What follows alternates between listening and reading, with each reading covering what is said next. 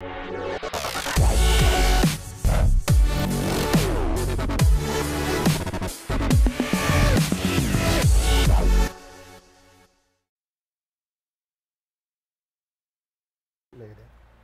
so you went on to beat Okoye. Yes. Now you go into the national. Yeah. Now, key player in that national game was number 14. Who was that guy? Little Cedric Irvin Jr. Oh, Cedric. That's Cedric Irvin. Okay. Yeah. He's what you call a dual participant. He played middle school ball first. They only played 4 or 5 games, just like our JV. Right. And he came back at the end of the season. So technically, we didn't get him back until we played Ghouls the second game. Oh, yep. Excuse me. Yes. But the thing about that is, the same thing happened last year too. So he understood where he was going to play. He understood the scheme of what we were going to do. He's a tremendous athlete. And most importantly, he's an academic All-American. He's smart. He has straight A1As, and he understands the system of football, coming from a good pedigree with his father, who I worked with at South Ridge. Mm-hmm. He was truly the star. And that's another thing. You asked me what went wrong with Okoye. He never touched the ball when we played Okoye. No, he did. He never touched. It's a game of adjustment. He's never touched the ball. And once things start happening, it's a domino effect. You start getting all you're out of sync, getting all out of your normal game planning. And before you know it, things are not going the way you want it, and you can't rotate the people the way you need to. And basically that's what happened. So we made some drastic and some serious adjustments, implementing him in the system or knowing that he's one of our better players. Right. Not to mention, too, that when he came back from Ghouls, he's coming off a knee injury. You said from Ghouls? The Ghouls game, I'm sorry. Oh, okay. When he came, I'm sorry, I misspoke. When he came back from the Ghouls game, he had a pre-existing knee ailment from the middle school, so he was nursing that. So he's also trying to build up that knee and stuff like that. And, as you can see in that national championship game, he was at full strength. Yeah.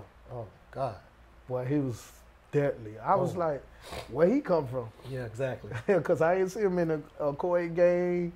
Yeah. Everybody like, man, they're cheating because they're. Yeah. No, but he, I had a long talk with him. We were talking about it. I told him, don't worry.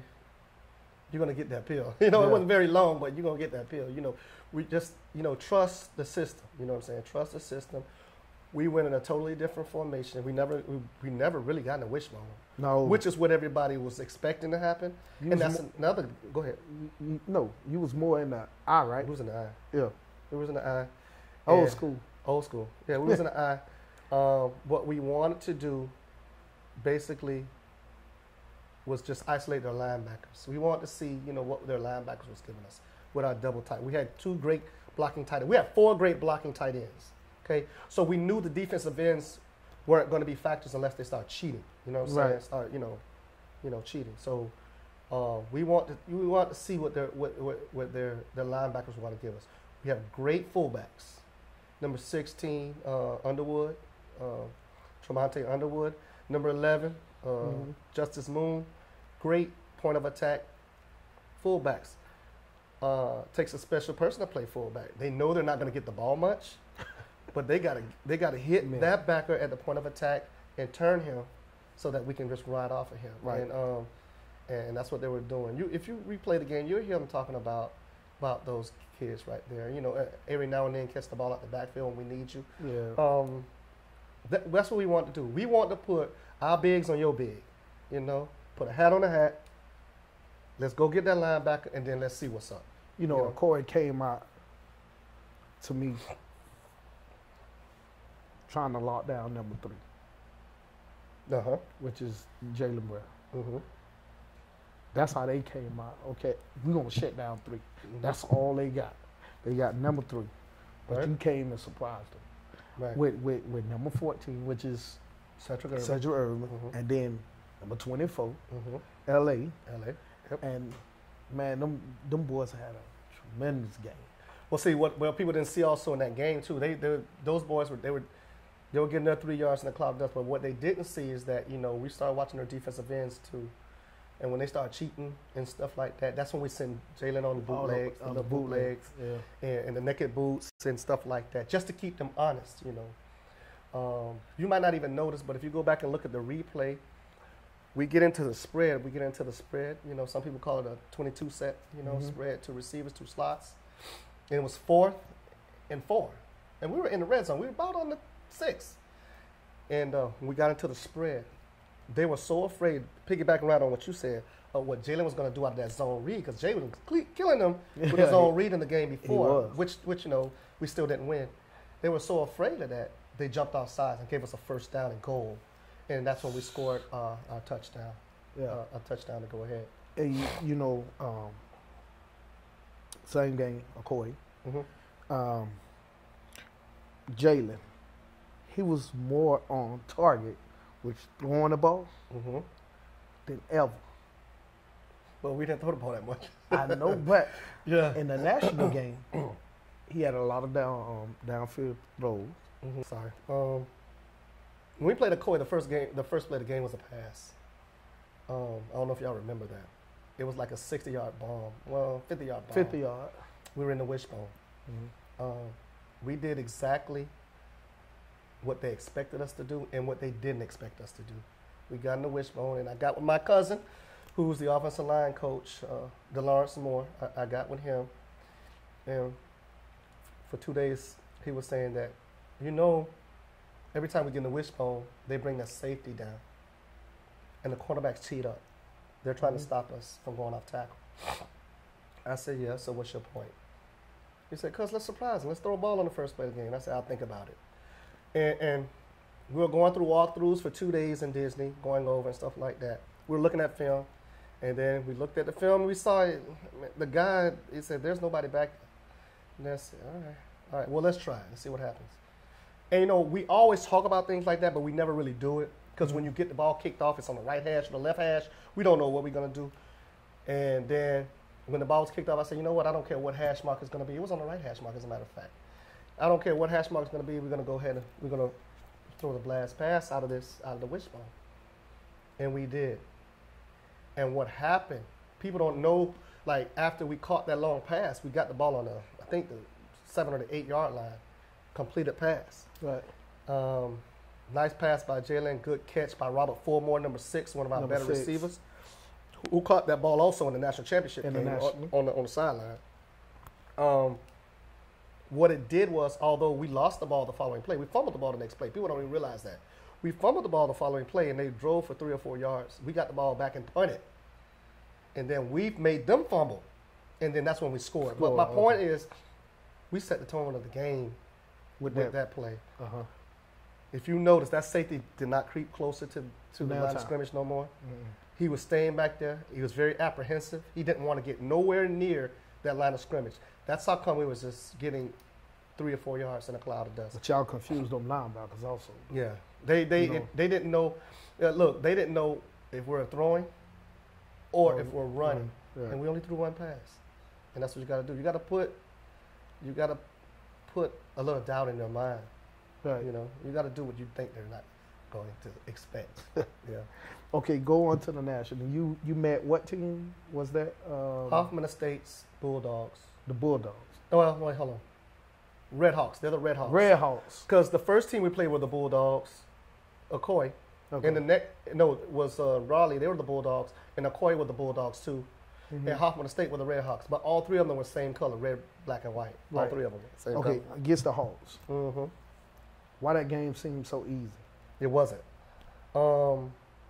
It got easier after the pick 6 before halftime. Okay. By number 6, Robert Fulmore. Right. And my defensive coordinator and I, we were discussing this over and over again. We had film on them. They had film on us. And we said that when they go into that set, they're only going to do one thing out of that set. They're going to do a double pass out of it. And the kid has an option to get it and throw it or to get it and run. It's a screen, okay? That formation that they ran, I ran it many, many years ago. And when you run that, you're desperate. You know what I'm saying? You're desperate because you spread everybody out. And you can hear the commentator say, oh, it looks like a little window dressing here. You know what I'm saying? And we knew. Then you can see Robert creeping up because we already knew. He said, once you see this, start creeping up on the slot because they're either going to go flat left, flat to the right. And so he did everything we asked him to do, picked it off into the house. Now, the kid, his last name was Miller, ironically same as our 24. And one of the best players in Illinois, eighth grade kid. Man, he was destroying people before he played us. I mean, he was destroying them. I seen him run a 98-yard run from there too, and it wasn't easy. He trucked two of their guys. You know what I'm saying? Stiff-armed another one, and he was off to the races. This is the team they played from Arizona, and they were good. Right. And they were good. I seen him single-handedly just take over a game. Take over a game. I mean, he reminds me a little bit of Saquon Barkley. You know what I'm saying? You know, kind of muscular, built, fast. Yeah. And, you know, he has that. You know what I'm saying? He had the big legs. Yeah. And he has that vision, eyes in the back of his head. Right. Yeah, he is that dude. You know, but it wasn't easy, man. People, and you know, somebody screenshot and sent me something from a social media thing because they know I'm not on it, and they sent me and said, congratulations, national champs, back to back, whatever. But we want to play y'all. This not that team that y'all played or wherever. They don't think they were good or anything like that. Yeah. I told you it seemed easy. No, that team was bigger than us. We had more players than them, but they were physically bigger than us. Right. And they were out for revenge. If you remember, we played them in the first round last year in double overtime to beat them to go to the next two games to go to the national championship. What? Yeah, that was the team, and they were out for revenge. They already didn't like the fact that they lost to us. You know what I'm saying? The coaching staff was familiar with us. Last year, back to 2017, the coach was literally calling out every play we were doing. I mean, when we get in a set, they're doing this. They were calling out every single play. They knew what we were doing, and which is one of the reasons why we went into double overtime. But when we got that pick six, I read body language. We read body language. It's like their high went down low, and when we ran off the field to halftime, they walked off the field in disgust. You know what I'm saying? And those are kids. What you expect. It's hard, you know, when you're playing a tough game. Right. And you're losing. Now you're losing by 2 touchdowns, and you're losing by 16 points, which means you got to score and kick it over, which is very difficult to do. And you're playing against a tough defense. You know, it's demoralizing. You know, you start saying like, I'm not sure if we can win this game, and then doubt starts to set in. That's how people lose games. When you start saying that, I don't know if. When you say I don't know, that's when you're done. You're done. That was a great season, Coach Knight. Thank you. But you know, before we end this interview, I got to address this to you. Social media. Yeah. They say Coach Knight. Coach Knight Boys went from Coach Knight Boys, Knight Boys to the Free Pass Boys. Didn't we just discuss this though? How do I feel about it? How you really feel about it? I mean, I'm look. They call you the Free Pass National Champion. Yeah, I say it like this. I explained it before. I don't make the system. I just do as the system say to do. You know, we won the game. We won the games that were presented before us, with the exception of that one game, which is considered a regular season game for people that don't know, again. And then we got, by the grace of God, an opportunity to redeem ourselves. All right. Anybody will take those chances. Yeah. Anybody take those odds, but everybody will not be successful with those odds. Right. People have done it before and has been unsuccessful. You know, I'm a person that give me a second chance. I'm going to take full advantage because I'm going to undo what I did and do better than what I did before. Okay. And then I'm going to see what you did right and make you do it wrong the next time. You know, I've never been a real proponent of nicknames for football teams anyway. You know, this team is this team. This team is this team. Right. And to be very honest with you, the guy that started saying Night Boys, I didn't like that. You know what I'm saying? Yeah. I said, this is Palmetto, because this is when it started on the 130s. I said, this is Palmetto 130s. Stop calling us the Night Boys. It's not me.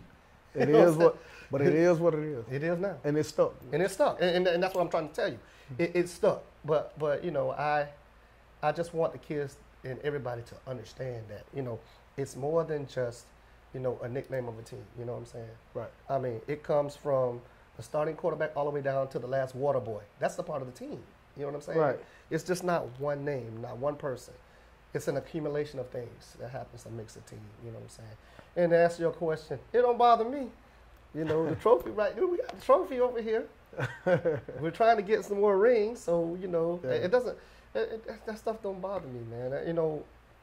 You know, my legacy is going to be set, what I want my legacy to say is that, Yep. Here it is, right? yeah, and you know, that we did this, but in the same token that we built and structured young kids' lives, and we built a better character within those kids in our community. Right. To make them productive citizens in our society. That's what I wanted to say. You know what I'm saying? Every kid that leaves me is not going to play football. Right. These kids that are leaving me now, some will never play football again or anything else organized. But whatever job that they go to and stuff like that, you know, the character that we've built with them, maybe they can display some of that, you know, in their jobs or in their careers or whatever they decide to do in life. Right. You know, this is a great building to, you know, we empowered them, you know, to do these things. And as that's what it's all about. You know, it's more than a nickname of something. You know what I'm saying? You know, like I said, and I told you before, you know, one of the reasons why I'm not on social media that much is because it's very time consuming. You know what I'm saying? I can't keep worrying about what everybody says on the social media because, you know, you just can't respond to everything. You know what I'm saying? So it's fun. It's designed for what it is. It's fun for people to do. It's entertainment for entertainment purposes. Right. I'm sure it's not meant to hurt people. You know what I'm saying? But, you know, I got bigger fish to fry sometimes. You know, I got certain things to do. You know, so, you know, we're trying to get together and we know and get started for next year. Football season never really stops. It You know, it doesn't stop. You know, It you goes know, from flag and everything. yeah, we right now kids are doing their 7-on-7s. You know, they're in track and stuff like that. We're getting ready to do our Raider Day functions at the park coming soon. I'm getting ready to do our banquet and stuff like that. And then guess what happens? We start back with summer training and conditioning and this and that. Then my JV season starts. Then it's conditioning and weight room and stuff like that. It doesn't stop. You know what I'm saying? Michael Joy got three back-to-back three-peats. Mm-hmm. Well, he had 2 3-peats. Yeah. So Coach Knight. Pat Riley do too. But go ahead. Coach Knight, you got 2 back-to-back. Mm-hmm. No 3-peats. No 3-peat, but you have 2 back-to-back. Mm-hmm. You have the 2002 2 and 2003. And in 2004, we should have won it too, but it didn't happen. That should have been my first 3-peat, but it didn't happen. Overtime beat me last play of the game, and they went. But, you know, that's another story. This one and this one. And the story's still going to be still being written, huh? Yeah. For the 3-peat. retire. Yeah, let's see what happens. till you retire. Let's see what happens. It hasn't been done. Okay, Let's see what happens. and then this your STC trophy. Yeah, right here. Sean Taylor. Yeah, Where it go? Sean Taylor. classic. Sean Taylor Classic. Yeah. Yeah. Man, how Those- many of these do you have? I have 12 of those. 12 of these. Who? I have 12 of these. They're up there. They're around here. They're out. Yeah, I Okay. have 12 of these. Yeah. Yeah. I've gone to 14 of them. And you seen all the trophy change. I've gone to 14 of them, and we've won 12 of them. Yeah. We've won 12 of them. Man, this is Yeah. unbelievable that you have 14 STC. Yeah. It's a pretty good accomplishment, you know. But Is that the most winning well, of a coach well, now today? I don't know. We don't have Elias statistics over here, but Right. from what I've seen, I think in the Southeast region, I think we have the most. Yeah. I think the Southeast region, followed by probably Florida City, Gwen Cherry, Liberty City, around up in there. Right. Overtown is in that mix too. Yeah, because we have 6 you know, what people don't know is that all of our national championships all 6 of them have been back to back. 1999 and 2000 were back to back. 2002, 2003 were back to back, and 2016 and 17 were back to back. All of them have been back to back. Right. So you know, it's like, all right, you don't win that one, you're gonna win another one. Okay. I mean, that's what history has shown us. But. Coach Knight, after this, we're going to end this interview. It was something you said, and it blew up social media. I'm just about, you had everybody going crazy with this. I don't know what it was or what was said, but you said something about them ghouls people. You trying to start trouble? No. Yeah, you trying to start trouble? Yeah. Nah. Yeah, you are. No, I'm not. Start trouble. Nah, it just blew up social media. Like I'm like, what? No, man. I'm like, what the world Knights did? We were in the room talking before the national championship game, and 2 of the kids, one of the kids were recording me, and I didn't know. You know who reported that? No. TMZ. Yeah, right. And they were recording the thing, and they put it on social media. But the whole conversation was harmless. We were just joking. We were kidding around. We were talking about, you know, they were asking me, how do I feel about, because we're getting ready to play national championship 24 hours later. Right. So in that morning. And they were asking me like, Coach, asking me like, what about the people, you know, that left our team and stuff like that should be here. The kids asked me this. It was 2 kids in the room. We were just talking. And I was just basically telling them that, listen, you know, it really bothers me that a lot of those kids that left the team, not only to Ghouls, to Florida City and other teams, and they're not here to share it with us because they could have been a part of the team if they wanted to, you know. And basically what was going on is that they asked me, you know, why they, I said, I don't know. I said, I don't know why they're not here. And then I said, a lot of people that coach football, it's very difficult to even make it to a playoff or to make it to a Pop One Bowl, to make it to a regionals, to make it to you know. So why leave a team, you know, that's right there on the cusp of winning another one and playing for a national championship, and then thinking that, you know, you can capture that lightning in the bottle and then beat that team that just won. Right. You know what I'm saying? And that's what it was about. That was about. And then, you know, we were joking about it, and we were eating at the time, and you were eating. Boy, it was good too. And that's what it was. That's what it was about, man. That's how you know. That's how you didn't know you was being recorded, because whatever you was eating, boy, you was all in. Oh my God, it was good. That was Picadillo, by the way. My wife made it. It was Picadillo. Oh yeah. Yeah. Everybody ate it. It was for the whole team. Yeah. It was good. But yeah, man, that's what it was all about. It was just a joke, man. Hey, boy, the moment I was like, man, what? Because I'm to down my timeline.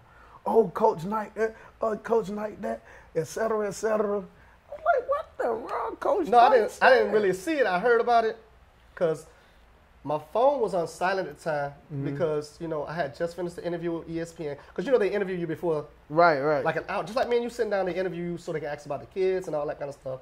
So after that, I turned the phone on because it was going dead, turned it off and stuff like that. And then I turned it on, I see I got like 20 missed calls. I'm like, what's going on? What happened? I didn't know. And I was like, God, yeah. Man, you blew social media up. Yeah, guys, just a joke. That's all it was. Yeah, it was just good. a joke. Yeah, it wasn't nothing serious. You know, social media ain't nothing but entertainment. Yeah, and you part of it too. Yeah. What you mean? Yeah, you part of it too. No. Yeah. Man, we just clearing the air. Yeah. That it was only a joke.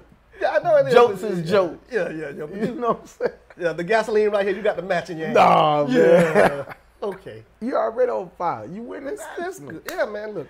You winning nationals. You on fire. Hey, look, man, I just want to continue what I'm doing. It keeps me younger. You know what I'm saying? I've been doing this a long time. People don't know this, you know, back in 1983, I was leaving Centennial Middle School getting ready to go to South Ridge. I was volunteering then as an assistant coach with a guy named Pete Scholler, who actually coached me my last year playing out here, which was the year before. Back then it was called the 145s or something like that. Yeah, 145. Yeah, but I was volunteering here as an assistant coach there, and I was, 14, something like that. And I would just ride my bike to practice every day, rain or shine, come out here and volunteer and help Coach Pete. And I started learning from him. Mm-hmm. And let me tell you how far a long time ago that was. Mr. Moss' oldest son, Clarence Jr., was on the team that I was coaching on that year. And they were 85 pounders. Wow. They were 85 pounders. We went to the championship that year, and we lost to Richmond. It was a successful season. We had a lot of good players on that team. I can call them by name, but you don't know them, you know. But little Clarence was on that team, and Mr. Moss, you know, he remembers. He has a picture of it. I don't want to show you that picture, but he has a picture of it. How tall you was then? I'm trying to be funny. Trying to be funny. Next question. Let's go. No. Yeah, man. Hey. No, Coach Knight, man. What you do in the community, the black community, not just the black community, you know, all kids, you know, all races. I think it's great what you do, you know, especially giving back. Right. You know, and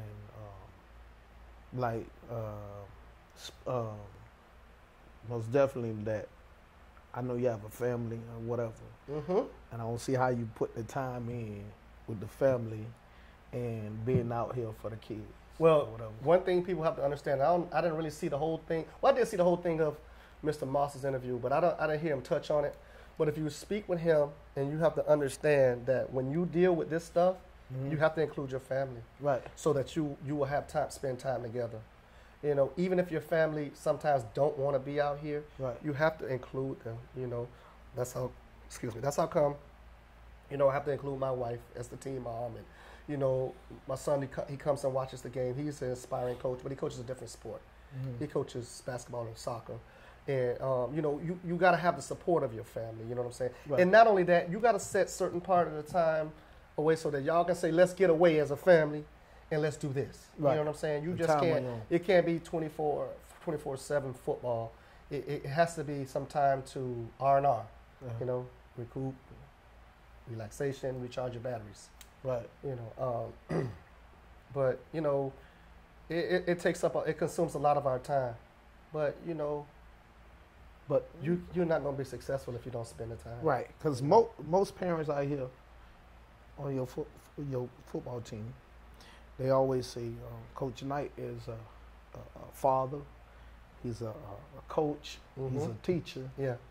But you're not no Uber driver. Nah, but I was, you know, without the pay. You know, right. At least the Uber gets paid. But yeah, you know, I had kids play for me. And they'll tell you, to this day, we still connect. We still keep in contact. They played for me when I was at Highland Elementary. Yep. They lived in the Liberty City area. They came down to play for me. A couple of them were on my national championship teams. Wow. I have a little Honda Civic I used to drive because it was cost effective. I still got the same car. I have a truck now, but I'm saying I had I used to pick. They used to be at my school, and they used to go down with me, practice with me. Their parents would pick them up, you know, during the evening, pick them up and take them back. Same cycle again. That went on for a few years with some of the kids. Not because I'm trying to load the team, not because they were super great players, because they were part of an organization, you know what I'm saying? And some of the kids were troubled, and they needed to get out of that environment. Right. You know what I'm saying? These same two kids, to this day, I keep in contact. One of them had a baby shower not long ago. I went to his baby shower. I feel like I'm a grandpa, you know. The other one I saw in the mall, Christmas shopping, and they're adults, man. They're 27, 25, 26, 27, like that. It's inspiring to see that. You know what I mean? I mean, like, I just like the fact that, you know, what would have happened if I wasn't there? You know what I'm saying? Because I saw it coming. Some of them I saw it coming. It's not only about football, you know. It's about human interest too, you know. Right. Trying to keep the kids out of trouble and do things to help them survive, you know. Building life skills, like what I try to do at school. Yeah, that's great though. But not only you building life skills, you putting kids in schools too. Yeah. College. Right. Yeah. So Yeah. it's a great thing, man. Super great thing. Super great things. I'm glad to see that I had a lot of kids go to D1s. They're signing. 5 signed last year. No, this past year. They actually played here at the park. 4, 5 signed the year before that. 3 of those played at the park here. They signed from all over from my school. I mean, from all over the different schools, but I'm just telling you the ones that signed at South Ridge. You know, they played. You got a whole bunch of kids that play for Palmetto Raiders that are all over, that play all over, from Columbus to Homestead, to South Dade, to Killian, to Westminster, Gulliver, Palmetto, especially Palmetto. Yeah, especially Palmetto. South Ridge, all those kids all over that came through our program, and they're excelling at the different schools. I can't get them all at South Ridge, nor do I want to. You know what I'm saying? People think, oh, he's just trying to. No, you go where you want to go. Right. Because my philosophy is that when you go to a high school, that's a life decision you got to make. 10 or 15 years from now, when you go to your class reunion, and you don't want to go to your class reunion because you went to a high school that you didn't want to go to, don't say Coach Knight sent you there. Say I wanted to go to that high school, and you want to go to that high school because you want to play football. No, you go to high school because you want to go there. You know what I'm saying? Mm-hmm. You go to high school for academics. See what magnet programs they have to offer. Like we have 5 at our school. See what football program we have to offer. We have a good football program at our school. Just see what we have to. We're in the community. See what we have to offer. See what everybody has to offer, and whatever fits you, that's where you go. You don't just say, Coach Knight want me to come here. You go where you feel that you're going to excel. You know what I'm saying? Right. And like I said, I don't want everybody over there. Everybody can't. It's only one football. You know what I'm saying? Everybody can't play, and people want to do their own, shine in their own way and do what they can do. So they go to other places where they can excel. And I respect that. You know what I'm saying? Every game that we've played, I get a hug from somebody that played for me. You know what I'm saying? Right. And that's what that inspires me. Now, my goal is next year to take pictures with every single person from the opposite team that played for me, so I can use it for my scrapbook. Oh, okay. Sometimes I don't have time, because after you played the game, you try to decompress. Kids are crying, some kids are upset, stuff like that. You don't have time to take pictures, and you certainly can't do it in pregame, you know. So that's my goal next year. I'm going to try very hard to get somebody to hang on my tail, and then, take some pictures of some kids that played for Palmetto Raiders that's in the opposite color uniforms and stuff like that. Yeah, that'll make me feel good. Can't wait to see you next year. But, y'all heard it from the great one, a.k.a. the GOAT, Coach Knight. That's our time. I'm your host, Blockhead. You're now watching Big Herc TV. Can I say one thing before? Go ahead. Is there any way that I can thank certain people for helping us out? Hey, man. Hey, listen. It's your time. Okay, this will take a few seconds. I just want to thank AJ from AJ's Jewelry from helping us out every single year. Oh, yes. You wearing the shirt right there? Yes. Yeah. Even the hat. Yeah, exactly. I need to go over there and get one of them. Yeah. I also would like to thank Barry and Renee Honig from the Honig Foundation. They've been helping us since 2002 and 2003. We've met them when they were young men, and now we're older gentlemen now, and they built a great career for themselves, and they still continue to help us out. Oh, wow. Mr. John Dunlap, I met him in 2006. He was practicing field goals with his son out there, and I was cleaning out the equipment room, and I met him and his son. He played on my national team that went up in 2006, and he was my kicker that year. He went on to Palmetto to star at Palmetto as a kicker. Then he went on to college, and I think it was in Kentucky. Dylan Dunlap, he's on the wall up there. He's up there on the wall. I forgot, up there somewhere. And he's now aspiring to be, I think, an orthodontist or something like that. Oh, yeah? Yeah. Very good kid. His dad still contributes to our organization year after year. I would just like to also thank Keith Diego. People don't even know he creates a scholarship fund for Miami Southridge for an academic scholar for money to go to college. Keith was my quarterback when I played on the 75s and 85s at Palmetto Raiders here. And I try to tell these kids, these are the bonds that you built. Me and him been friends since we were 6 and 7 years old. Right. Now he's a millionaire, and I'm teaching him. So I hit him up for a few, hey, help us out, Keith, whatever. Yeah. Keith Diego, I would like to thank. And there's countless others right now, but off the top of my head, those are the people who I just want to thank for helping us get up that road when it's time for us to get up that road. You know, not to mention Mr. Moss for putting all this together for all of us. You know what I'm saying? That's great. He is the straw that stirs the drink right now. You know what I mean? Can't do it without him. Okay, your banquet. Yes, sir. When is your banquet? We're gonna do it hopefully the last weekend in March. We're gonna go out there at Dave and Buster's, and put on a nice big show for the kids. Just do it all. I don't want to give away too much, but we're gonna be out there the last weekend. And we don't have the date. We have that slot for that weekend, so we don't know if we're gonna do it on a Saturday or Sunday. Simply because every year we fall into a problem with kids in track meets and tournaments and stuff. So we try to circumvent the schedule to fit whatever we can get in. But yeah, it was going to be in Dave and Buster's in the Dolphin Mall last weekend in March. Normally that's what we do, and we're going to hopefully get our ring ceremony done with the kids, and have a good time out there. Okay, get ready for next year. Make sure you keep Big Herc posted. Yes.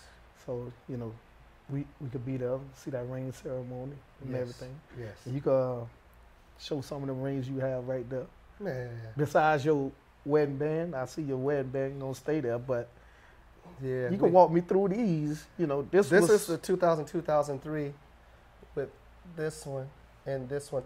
The 2002, show it to the people. The 2002 and 2003 ring. This is actually 2003. The 2002 I left at the house, but it has the number 1 on it. Looks like the old University of Miami ring in 2002. Yeah. It looks like the same year, 2002. Yeah, okay. And this is the back-to-back, what we went back-to-back. And this is the ring from last year, 2017. And you're working on... And we're working on this one. 18. Yeah, we're working on this one. We don't want it to look like this one. And that's, pretty much it, Great resume, Coach. Yeah, man. We trying to still build it, man. That's why I tell my kids at school, when we resume build, you always want to edit and adjust your resume. Right. You know what I'm saying? Okay. All your certifications you add. So all your perks, your certifications, the things that you do, you add. And that's how you build your resume. Right. Okay? That's a great teaching. Yeah. Once again, I'm your host, Blockhead, and you're watching Big Herc TV. Great interview, Coach Knight. Thank you.